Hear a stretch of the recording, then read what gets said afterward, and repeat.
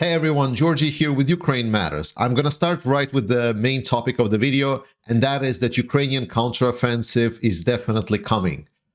In the last couple of days, most notably, Russian social media, Telegram, has been struck, and they've been spreading like wildfire. A couple of videos where Ukrainian troops were probably preparing for training or trying to get into the assignment positions or whatnot. We don't know how old the videos are, but judging by the weather, it seems to be from not that long ago.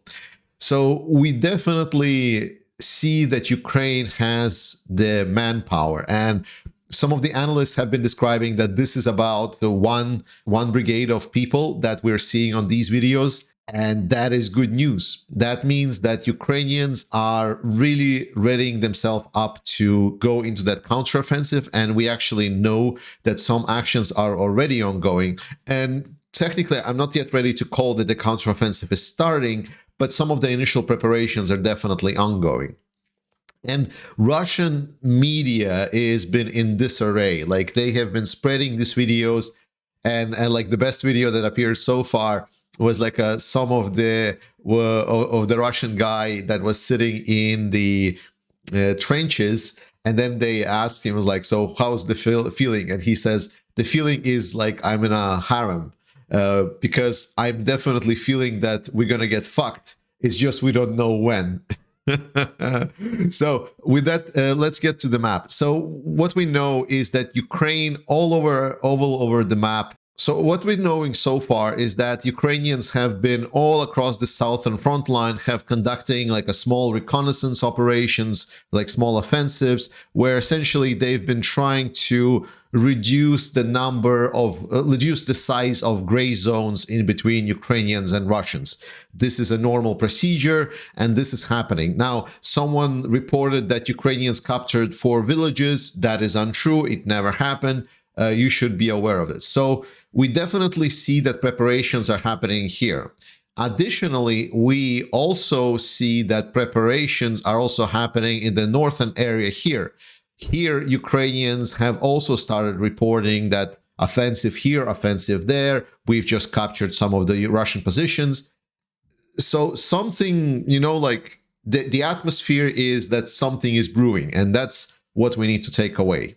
But there is still a lot of information that we just don't know or is missing. And as we're talking about understanding the war in Ukraine better, there is a tool that I use to help me analyze official media coverage of the situation, and it is called Ground News. And Ground News is a very interesting case because originally it's been there to give you a full picture overview of the media and how their biases are distributed, so you can see whether the story is more prominent on the left, on the right. But for me right now, in the war in Ukraine, it has proven invaluable to feel the understanding of how certain things are presented to different groups of people. Here we see a topic discussing Putin signing bill allowing electronic conscription notices, and I can see different newspapers how the headlines are named for it. But more important here is the bias distribution chart, where I can see that in different aspects it's mostly covered by the central news outlets and also by left and right in about equal proportion.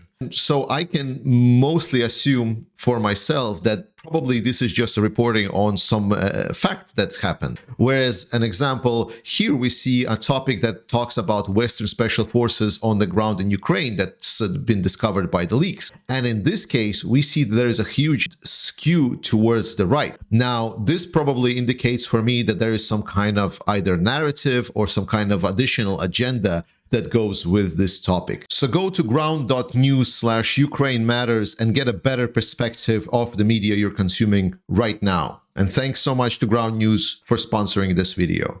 But let's look at where Ukraine is still conducting its defensive operations, and Russians, if you believe Russian troll, is about to collapse the whole front line and Ukraine is about to surrender. And this obviously will include Bakhmut and other parts in the eastern sector of the front line.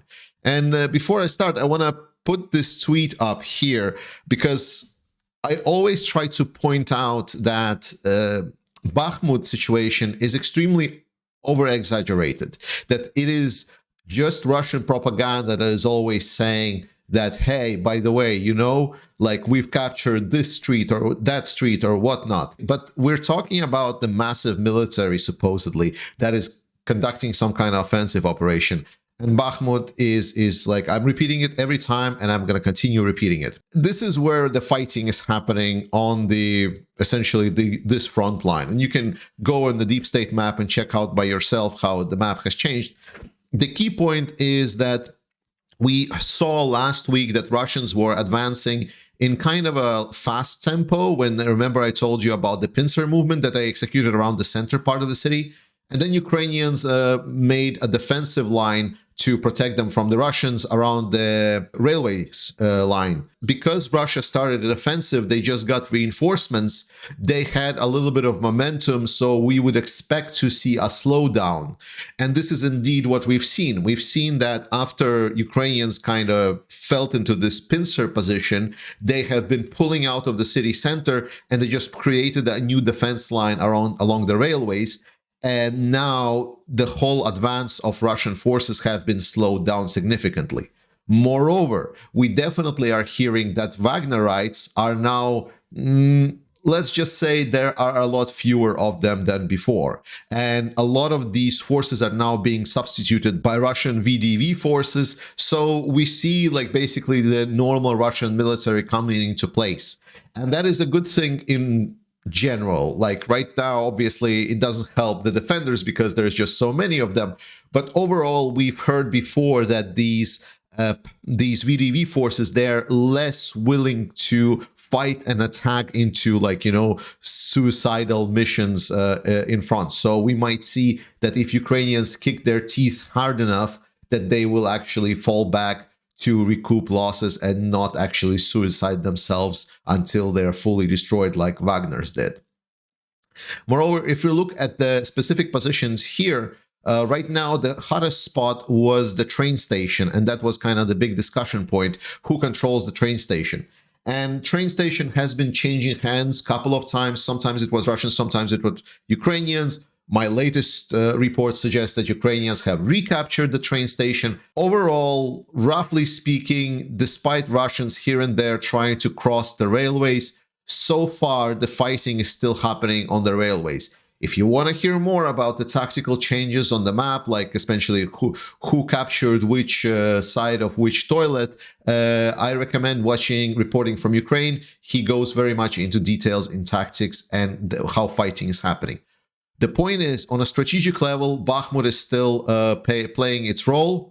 It's attracting a lot of attention. Recently, remember I told you that on the north, this is where Ukrainians have activated their forces. Another reason why they could activate it is because we've heard that the units that were stationed before here are the ones that are now reinforcing into Bakhmut direction. So potentially Ukrainians are like, well, you left, so now we have the window to kind of a little bit tickle you here. Some of the Ukrainian troops around the Bakhmut, well, let's just say like the troops that I've heard speaking about this, they are saying that actually artillery is finally not as scarce as before. So Ukrainian troops are actually defeating Russians that are trying to advance by leveraging the artillery, if not advantage, then at least kind of strong hand of artillery that's they're having. So all in all, this sums up to the fact that Bakhmut is still doing its job, while Russians may be still advancing and so on. The point right now is already not like what's the percentage of Bakhmut holds and so on. It's the most important part is Bakhmut is still attracting attention of significant Russian force. It's the point of tension that Ukraine is holding, and Russians, like, they just bit into this piece. And they sunk so deep in this sunk cost fallacy that they just cannot let go. They just cannot like live with 50% Bakhmut captured. They cannot like, okay, let's disperse, prepare for the Ukrainian counteroffensive. No. They're like, we need to get this. We need to get it. We're so close. And it's not going well for them. The same is around Avdiivka. The only thing that I'm hearing around Avdiivka is obviously heavy fighting. Like, don't get me wrong. But every time Russians try to do some kind of advance from Vodene, from Opitne, or from Vesele, it's always the same thing. It's the Ukrainian artillery, Ukrainian drone squads, just see everyone, see everything, and then they just destroy it. It's obviously is a hard job and a lot of Ukrainians doing it. But for us to understand is that Ukrainians are kicking the nuts of Russians coming to trying to advance to Avdiivka. Marinka is the same positional battlefield. Russians are trying to do something. But it's like, come on, Marinka has been there for a whole year. This kind of sums up the map update. I hope you enjoyed it. And now we're going to get to the second part. So today I'm focusing on the counteroffensive, and I want to talk to you scenarios. I want to talk about what's the possibilities, what's the good, what's the bad. And let's start right away with the most negative scenarios. What will happen if Ukrainian counteroffensive fails? Firstly, can it fail? Yes, there is a potential for it. Like there is this small percentage chance that overall Russian defenses, they are not as feeble as we expect. That, for example, that they have still a lot of elite forces that they didn't utilize. And all of these fancy troops that are marching in Ukraine were actually a lot poorer trained than we all expect. And then all the leopards break apart. We cannot repair them. And basically like this. I do not believe that this is a likely scenario, but if this happens, then basically we're going to get in a stalemate situation. There's going to be a big political cost to this option, and that will be that support for Ukraine is going to get questioned. We need to understand that everyone is watching Ukraine very, very carefully. That's why I really believe that General Zaluzhny should wait up. It's not me like advising him or anything, but I think overall, the message should be if Ukraine is attacking, then results should be on the table like 100%. Like how big the results is a question, but results nonetheless. So I believe General Zaluzhny understands this very well. So I'm expecting that we're going to see at least some kind of results. And that's why we're going to go into more realistic scenarios. A conservative scenario where Ukraine would partially achieve its goals. Now, goals of Ukraine are very, very clear for this operation if it's happening in the south. It is cutting the Russian supply chain in half. It is getting to the sea, so physically cutting the line, so like supply chain and then physical cutting. And then a program where Ukraine probably wish to end up with is siege of Mariupol, and they're entering the entry to Crimea. Let's imagine that Ukraine achieves just a minimum of their objectives. This is a likely situation if we will see something like a Kherson-style defense.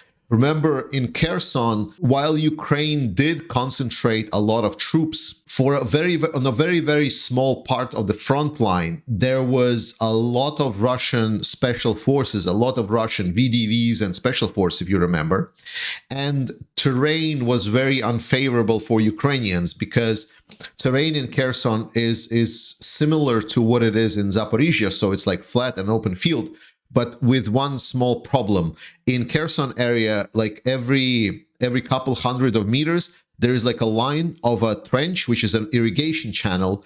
But that irrigation channel is essentially the anti-tank ditch, which prevents any kind of possibility for a fast breakthrough or a fast advancements. So all the gains that Ukraine was getting in the Kherson area was always slow and incremental. Now, people might say yes, but it also was because Russia was over-concentrating on that area. And the parallels with that, I say, is because Russia is well aware where Ukraine is probably going to strike. And then secondly, is that Russia was utilizing these irrigation channels, yes, but now Russia has defenses by their own, like man-made defenses. So it's valid points. The counterpoint to that is that Ukraine has received a lot more equipment. I believe a lot of equipment is still not disclosed. Like I believe Ukraine is just gathering up some of their equipment before it's going to show it. And most importantly, I believe that engineering forces are well aware what they're going to be dealing with. Because if you remember Kherson offensive, there was little to none engineering force in action. And let's just say that covering up or clearing up some of these dragon teeth is better than and easier than covering the huge anti-tank trench that is just there. It's just very, very hard to do. So I'm not expecting this scenario to be there, but it's possible. In this scenario, we will still end up with Ukrainians, like the minimum plan that Ukraine is going to achieve is cutting the connection of logistics between the forces in Crimea and forces in Kherson from their Donbass counterparts. It's going to be a major success because now basically there's going to be two groupings, and then Ukraine is going to start slowly working through the second grouping. The problem with that is that it's going to take quite a lot of time because while Ukraine will have advantage, it's not a decisive advantage. So it's just going to prolong the war. So at that situation, we're going to end up in a situation where there is going to be potential for Putin's plan to be executed, right? He's right now in a Hail Mary situation. He just prays that God shows him some mercy and says, for example, that US has stopped supplying weapons to Ukraine, which I don't believe is going to happen, but beyond the point. Then we go into the realistically optimistic scenario. This is where Ukraine is achieving all or almost all of their main objectives. If Ukraine reaches the shoreline and even stops shorter, for example, of sieging Mariupol or exiting towards the entry point to Crimea, just reaching the sea line by itself and physically cutting these two groups of Russians in half is a major win, especially because from the sea shoreline, Ukrainians already will be able to target Crimean Bridge. And I will believe that like very, very soon as there is the exit to the shoreline, we will see the strikes on Crimean Bridge, essentially turning Crimea into the big island. And from there, we're going to go into the lengthy missile campaign that Ukraine will be executing on the whole territory of Crimea.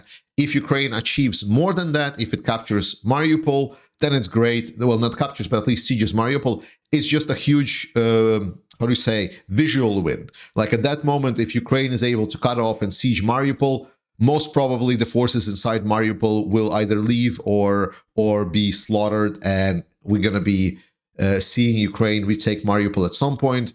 But all in all, I believe that this is probably most likely scenario.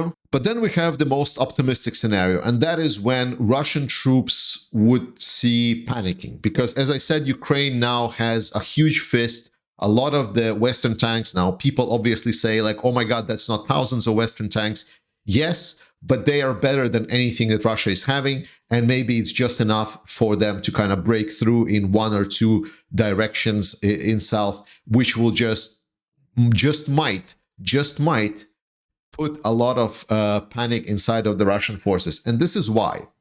Because we've seen in the last couple of days that Russian troop morale has definitely went down. We see a lot of the Russian forces just surrendering, which is unheard of because Ukraine is conducting defensive operations. The forces that are on attacking side usually do not surrender to the defending side. For that to happen, and for like to be in like essentially as now in dozens, we see videos every day to surrender, the morale of these attacking forces need to be extremely low. So the potential hope is that the morale of the Russians is actually terribly wrong, and they're going to start eating at each other's throat as soon as there is one or two breakthroughs of Ukrainian side. And from there, sky is the limit for how much Ukraine will be able to achieve. There is a possibility for Ukrainians to break into Crimea. There is a possibility of Ukrainians going through and encircle large swaths of Russian military, essentially inflicting a huge and like monumental disastrous losses for the Russians, from which like recovering will not be even an option. So this scenario is possible, maybe. There are preconditions for it. But we will see, and just know that the counteroffensive is coming. Thank you so much, everyone. Thank you so much for all of the supporters of this channel, guys. Watch the streams that we did with Mercado Media yesterday. It's really good. We're going to do more of it. I love you all, guys. Slava Ukraini, and I'll see you next time.